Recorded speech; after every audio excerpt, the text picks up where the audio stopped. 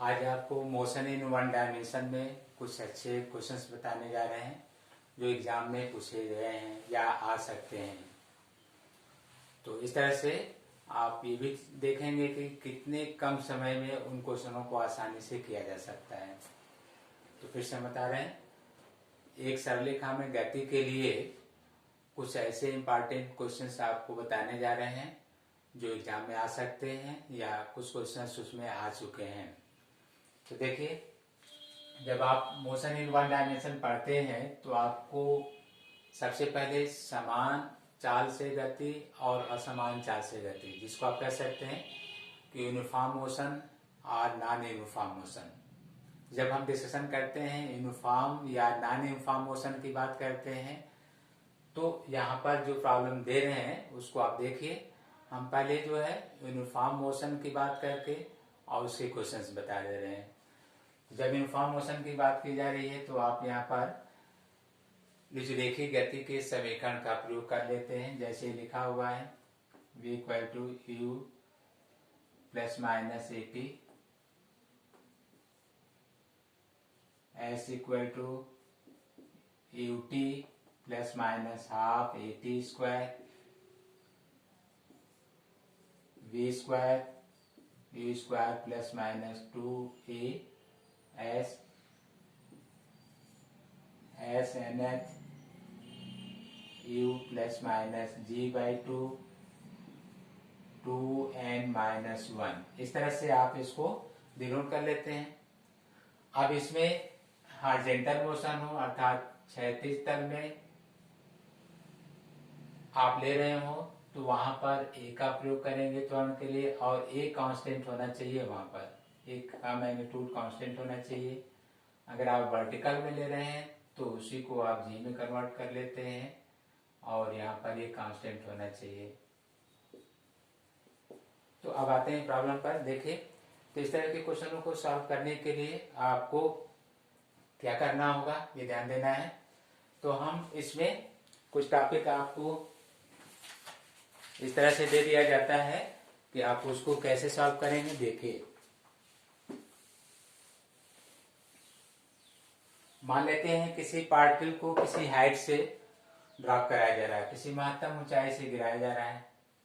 जैसे मान लीजिए यहाँ से किसी पार्टिकल को ड्रॉप किया जा रहा है और मैक्सिमम हाइट कितना लेंगे, तो मान लीजिए मैक्सिमम हाइट आप यूज कर रहे हैं स्मॉल एच है, ये महत्तम ऊंचाई है या मैक्सिमम हाइट है। अब कहा जा रहा है कि मुक्त अवस्था में छोड़ा जा रहा है फ्री फॉल से, अर्थात इनिशियल वेलोसिटी आप 0 ले लीजिएगा। तो गुरुत्व बल के अंतर्गत विराम अवस्था से छोड़ा गया है तथा अंतिम समय में वह महत्तम ऊंचाई का जो कोई डिस्टेंस या दूरी तय करता है वह मान लीजिए आप यहाँ पर 9/25 एस के बराबर है। जैसे आपको हमने कोई प्रॉब्लम दे दिया कि ये जो अंतिम समय में तय की गई दूरी है इसको आप ये मान लीजिए, इसको बी और इसको सी।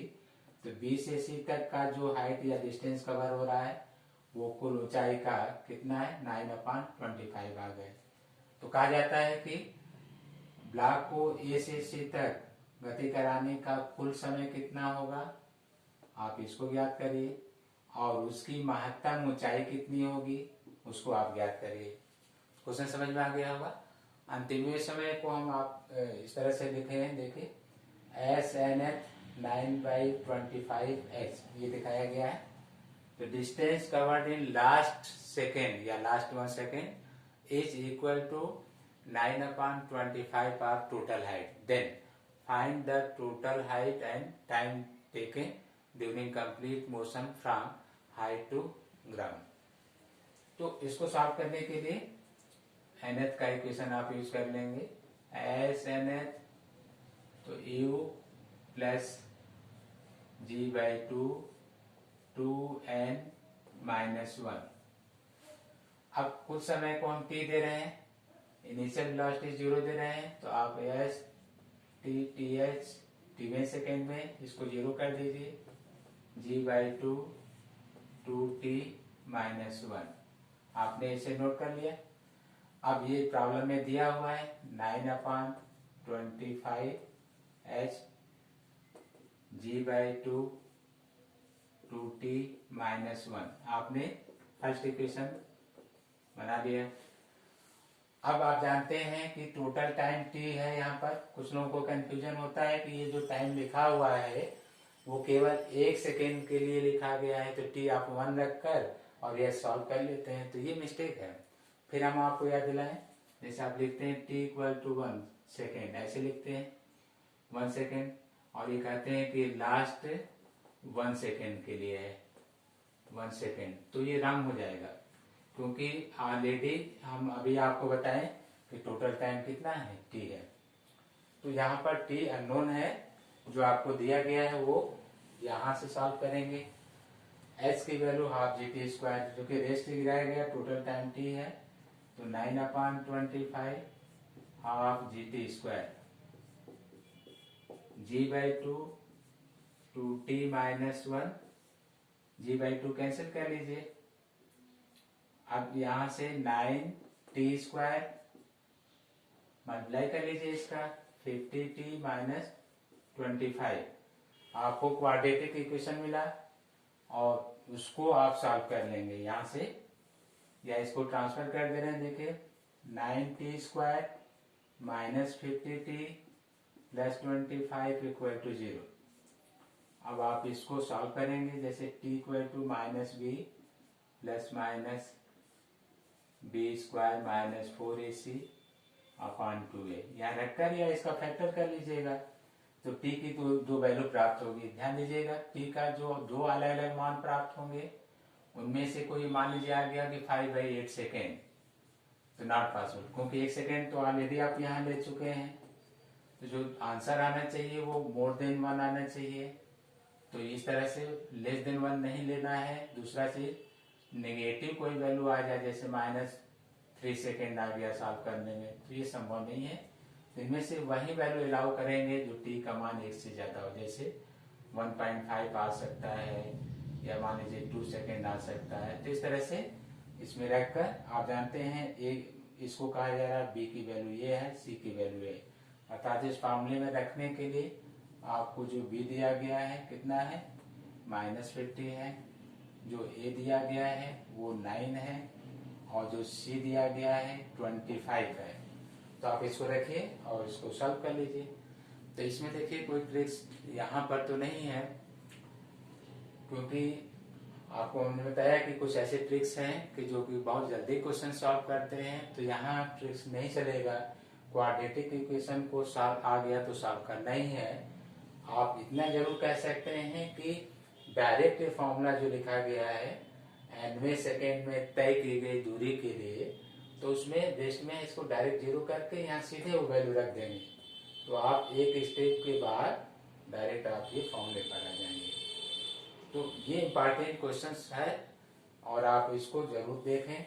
इसमें अलग अलग वैल्यू रखकर सॉल्व भी कर लें। जैसे t आप सॉल्व कर लेंगे, तो t के सॉल्व होने के बाद h की वैल्यू अपने आप आ जाएगी। h की वैल्यू यहाँ पर जैसे t सॉल्व कर लेंगे, तो देखिए h = ½ GT², तो आप यहाँ पर रखिए, सीधे सॉल्व हो जाएगा। h = ½ GT² वैल्यू रखिए, सीधे सॉल्व हो जाएगा। ठीक, तो इस तरह से आपको ये प्राप्त हो जाएगा। तो आपको हमने एक क्वेश्चन दिया। अब देखिए इसमें ग्राफ से भी क्वेश्चंस हैं, लेकिन इस पर दूसरा आया हुआ क्वेश्चन। अब ये इजी है, और हम लगभग सभी एग्जामों में, चाहे आप इसको PMT ले लीजिए, चाहे आप PGT लीजिए, PGT लीजिए, या 11th बेसिस ले लीजिए, अक्सर ये क्वेश्चन पूछा गया है। आप उसको देखिए, जैसे किसी ऊंचाई से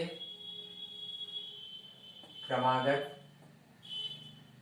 3 बॉल जो है छोड़े गए हैं, 3 गेंदें छोड़ी गई हैं, और समयांतराल 1 सेकेंड का है। किसी महत्तम ऊंचाई से क्रमागत 1 सेकेंड के अंतराल में 3 बॉल अलग अलग छोड़ी जाती हैं। उनके द्वारा तय की गई दूरियों का अनुपात, बहुत छोटा क्वेश्चन है, इसकी वैल्यू भी फिक्स आती है। ये आपको हम बताने जा रहे हैं। जैसे हम 1 सेकेंड का अंतराल ले लें, या 2 सेकेंड का अंतराल ले लें, या 9 सेकेंड का अंतराल ले लें, आंसर रेशियो में वही आता है। ये ध्यान देना होगा, जब डिफरेंस निकालना होगा कि उनके बीच का अंतराल कितना है तो सिमिलर आ जाता है। तो रेशियो में सिमिलर आ जाता है। तो हम स्टार्ट कर रहे हैं। जैसे ये फर्स्ट बॉल है और ये फ्री फॉल्स कराया गया। अब ये सेकेंड बॉल है, 1 सेकेंड बाद इसको छोड़ा गया है, ये फ्री फॉल्स कराया गया है। और थर्ड बॉल मान लीजिए यहाँ से छोड़ा गया है उसी समय 1 सेकेंड के बाद, तो ये कहीं यहाँ पर है। तो इस तरह से आपको 3 बॉल दिखाए जा रहे हैं। जो सबसे पहले छोड़ा गया होगा उसका टाइम सबसे ज्यादा होगा। इसमें 3 सेकेंड, 2 सेकेंड, 1 सेकेंड, क्योंकि एक सेकेंड का अंतराल लेना है। जैसे ये 1 सेकेंड तो ये 2 सेकेंड हो जाएगा, ये 3 सेकेंड हो जाएगा। तो मान लीजिए कि टोटल टाइम 3 सेकेंड लिया है, तो ये 2 सेकेंड और ये 1 सेकेंड लिया होगा। तो आपने देखा तीनों के लिए हमने टाइम लिख दिया। और डायरेक्ट चूंकि फ्री फॉल्स है तो यू क्या लेंगे, 0। डाउनवर्ड के लिए जी की वैल्यू आप क्या ले लेंगे, प्लस में ले लेंगे। तो जी की वैल्यू प्लस में होगी। अब आप ये लिख लेंगे सबसे पहले, जैसे कम जो डिस्टेंस कवर हुआ है या हाइट या डिस्टेंस आप कोई भी नाम दीजिए, उसको h1 मान दे रहे हैं, इसको h2 और इसको h3। तो इस तरह से जो रेशियो है उसमें असेंडिंग और डिसेंडिंग ऑर्डर का आप ध्यान दीजिएगा। तो इसको हम इंक्रीज करते हुए असेंडिंग ऑर्डर में रख रहे हैं। तो h1 ratio h2 ratio h3 इस तरह से दिया जा रहा है। रेशियो h1 h2 h3 दिया जा रहा है। तो आप इसको सॉल्व कर लेंगे, जानते हैं कैसे। h1 लिस्ट में है, यहाँ पर हटा दीजिए, 0 हो गया u2 की वैल्यू, हाफ जी t1 स्क्वायर। h2 0 है, हाफ जी t2 स्क्वायर। h3 0 है, हाफ जी t3 स्क्वायर। इस तरह से आपने रिटर्न कर लिया। तो देखिए इसका आप लोअर वैल्यू ले रहे हैं तो ये 1 रखिएगा, यहाँ 2 का स्क्वायर होगा, 1 का स्क्वायर, 3 का स्क्वायर। तो यहाँ पर आप g/2 कर सकते हैं, 1 का स्क्वायर 1 ही होगा। यहाँ पर g/2 2 का स्क्वायर 4 होगा, यहाँ पर g/2 3 का स्क्वायर 9 होगा। तो आपको जो कॉमन मिल रहा है रेशियो 1 4 9, बाकी ये कॉमन है, कैंसिल हो जाएगा। तो रेशियो आपको यहाँ मिल रहा है 1 4 9, 1 4 9। तो क्वेश्चन क्या मिला कि किसी समान ऊंचाई से क्रमागत 3 गेंदों को 1 सेकेंड के अंतराल में छोड़ा जाए तो उनके द्वारा तय की गई दूरियों का ये अनुपात होगा। तो ऐसे ही जो है मान लीजिए 2 सेकेंड के अंतराल में देते हैं, तो यहाँ पर आप क्या लिखते हैं, जैसे आपको कहा जाता है कि 2 सेकेंड के अंतराल में, तो 2 का वर्ग आप यहाँ लिखते हैं 4 होगा। यहाँ पर आप जो है 2 सेकेंड के अंतराल में, तो आप यहाँ पर जो है कितना लेंगे 4, तो 16 हो जाएगा। इस तरह से जैसे आप पहले 2 सेकेंड ले रहे हैं, फिर 4 ले रहे हैं, फिर 6 ले रहे हैं, यहाँ पर इसी तरह से 36, ये 36 हो जाएगा। अब आप देखिए 2 सेकेंड के अंतराल में छोड़ा गया है, जैसे h1 h2 h3। तो यहाँ पर देखिए 4 6 3 36। अब आप इसमें 4 से डिवाइड कर दीजिए, तो 1 4 9। तो आपने देखा पहले हम 1 सेकेंड का अंतराल दे रहे थे, फिर 2 सेकेंड का अंतराल दे रहे हैं, आगे 3 सेकेंड का अंतराल दे रहे हैं, रेशियो यही आएगा 1 4 9। तो ऐसे क्वेश्चनों का आंसर आप डायरेक्ट याद कर सकते हैं, समय बच जाता है और कंफ्यूजन आपका दूर। जैसे कि 1 सेकेंड के बाद 2 सेकेंड 3 सेकेंड का जो अंतराल है तो फिक्स वैल्यू आ रही है रेशियो में, तो इसको आप तैयार कर सकते हैं। यहाँ पर ट्रिक आपका काम होगा। अब इसी पर जो है कंफ्यूजन क्या होता है ये देखिए, कहता है कि ratio for separation between them, उनमें जो अंतराल है वो क्या होगा, ratio for separation between them. तो जब आप सेपरेशन लेंगे तो ध्यान दीजिए, जैसे 1 इनका सेपरेशन जो आएगा 3 और इनका सेपरेशन जो आएगा 5। 1 से पहले कोई संख्या नहीं है तो इसको सेपरेशन के लिए हमने यूज नहीं किया, तो स्टार्टिंग यहीं से है, तो 1 3 5। अब क्या क्वेश्चन देगा, इसका आंसर देखिएगा। कहा जाता है कि किसी एक ही ऊंचाई से, ध्यान दीजिएगा, किसी एक ही ऊंचाई से 3 क्रमागत बाल इस प्रकार छोड़े जाते हैं कि उनके समांतराल चाहे 1 सेकंड का रहा हो या 2 सेकंड का रहा हो वो निश्चित है। उनके मध्य दूरियों का अनुपात होगा, तो सेपरेशन बिटवीन देम तो ये फिक्स है 135 आएगा। लेकिन यहाँ पर भी मिस्टेक हो सकता है। क्या हम इधर से ले रहे हैं, इसको आप कह सकते हैं कि असेंडिंग ऑर्डर में रखा गया है इंक्रीजिंग। अगर वो ये कहता है कि प्रथम बाल से ही बताइए जो पहले छोड़ा गया है, तो ये रेशियो फिर 5:3:1 हो जाएगा। ये मिस्टेक होने का चांस रहता है, क्योंकि वहाँ असेंडिंग या डिसेंडिंग ऑर्डर आपसे कहा जाता है। बस यहाँ पर इतना ही ध्यान देना है, क्योंकि ऐसे प्रॉब्लम सबको आते हैं। जो भी बैठते हैं बच्चे उनको सबको पता रहता है कि ये क्या आंसर आ रहा है, लेकिन जो पढ़ने में जो मिस्टेक हो जाती है वो आप ध्यान नहीं देते हैं कि हम किस ऑर्डर में इसको बता रहे हैं और वो किस ऑर्डर में आपसे पूछा जा रहा है। तो ये पॉइंट आपको ध्यान देना है। यहाँ जो मिस्टेक होता है वो आपको हमने हेल्प कर दिया। वहां पर भी हमने बताया कि जब आप हाइट ज्ञात करते हैं तो लिख देते हैं कि लास्ट 1 सेकेंड फॉर्मूले में 1 रख कर और हाइट आप निकाल लेते हैं। तो वहां भी जो मिस्टेक होता है वो आपको हमने हेल्प कर दिया। वो आप देख भी रहे होंगे, ध्यान भी दिए होंगे।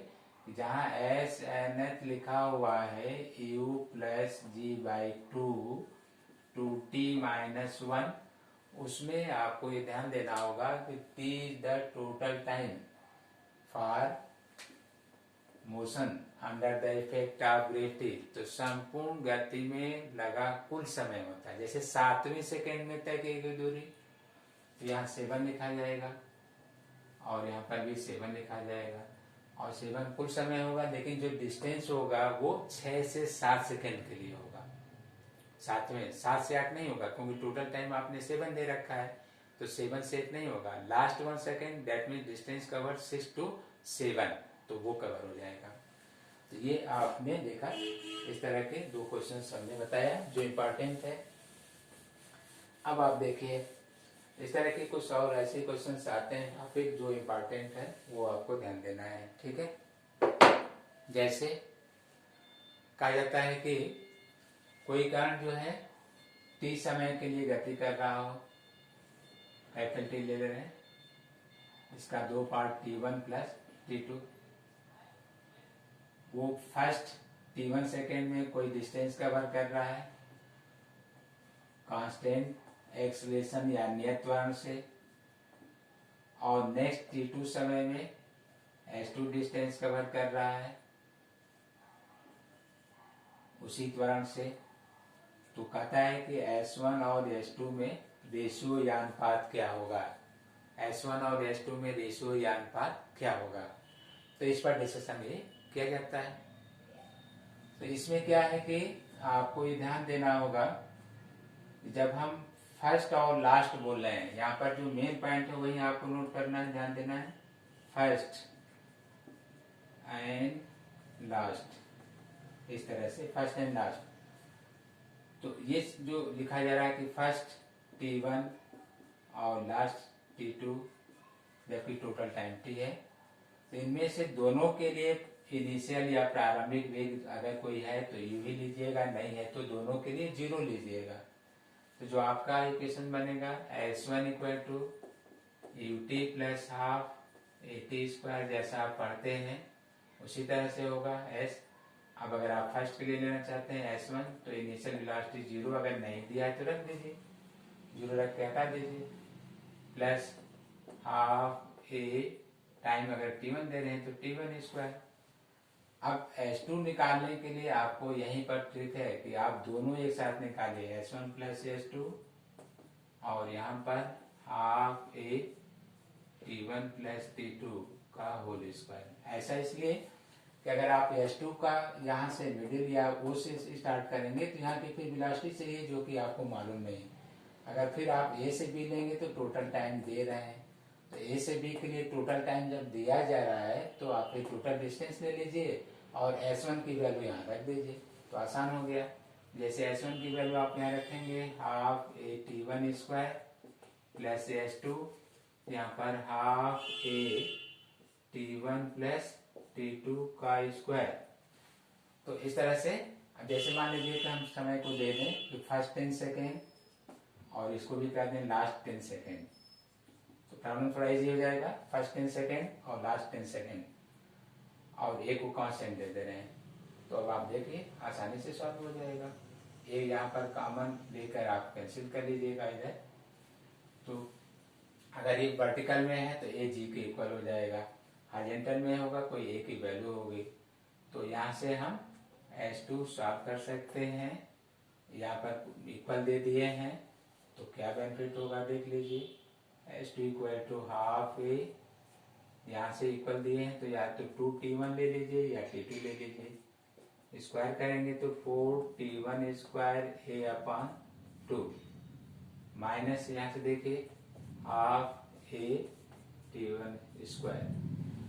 तो इस तरह से रखकर S2/S1 निकाल लेंगे। लेकिन अगर हम टाइम दिए होते हैं तो आपको इजी होता है। जैसे S1 में मान लीजिए हम दिए होते हैं हाफ ए, फर्स्ट नाम दे रहे हैं 10, तो 10 का स्क्वायर तो आपको मिल गया यहाँ पर 50 और लास्ट के लिए आपको दिया जा रहा था तो S2 प्लस S1, तो हाफ ए 20 का स्क्वायर, तो आपको यहाँ पर जो है 400 और ये डिवाइड कर दीजिए तो इसमें 200 ए, अब इसमें S1 की वैल्यू रख दीजिए तो S2 आपको प्राप्त हो गया 150 ए।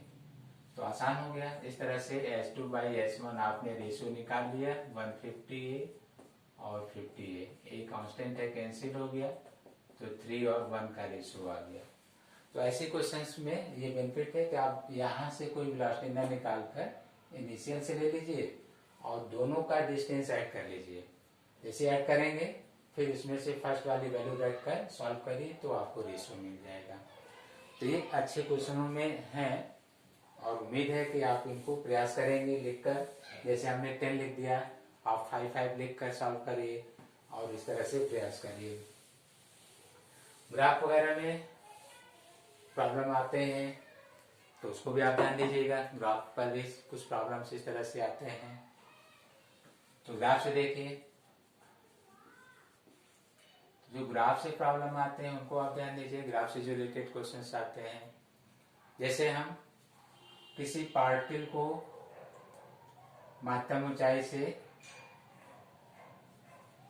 और मुक्त अवस्था में छोड़ा जा रहा है, किसी समय t पर ये बेस या आधार या तल से टकराता है।